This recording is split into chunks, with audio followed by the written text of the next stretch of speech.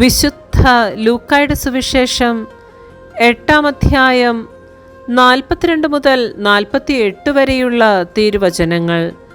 രക്തസ്രാവക്കാരി സുഖം പ്രാപിക്കുന്നു. അവൻ പോകുമ്പോൾ ജനങ്ങൾ ചുറ്റും കൂടി അവനെ തിക്കിയിരുന്നു.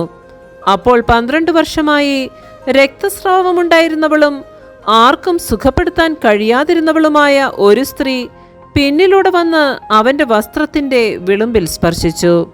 തൽക്ഷണം അവളുടെ രക്തസ്രാവം നിലച്ചു. യേശു ചോദിച്ചു, ആരാണ് എന്നെ സ്പർശിച്ചത്? ആരും മിണ്ടിയില്ല.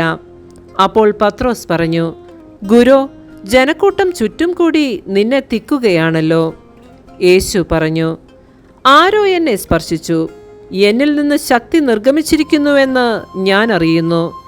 മറയ്ക്കാൻ സാധിക്കുകയില്ലെന്ന് കണ്ടപ്പോൾ അവൾ വിറയലോടെ വന്ന് അവൻ്റെ കാൽക്കൽ വീണ് താൻ അവനെ എന്തിനു സ്പർശിച്ചുവെന്നും എങ്ങനെ പെട്ടെന്ന് സുഖമാക്കപ്പെട്ടുവെന്നും എല്ലാ ജനങ്ങളുടെയും മുൻപാകെ പ്രസ്താവിച്ചു.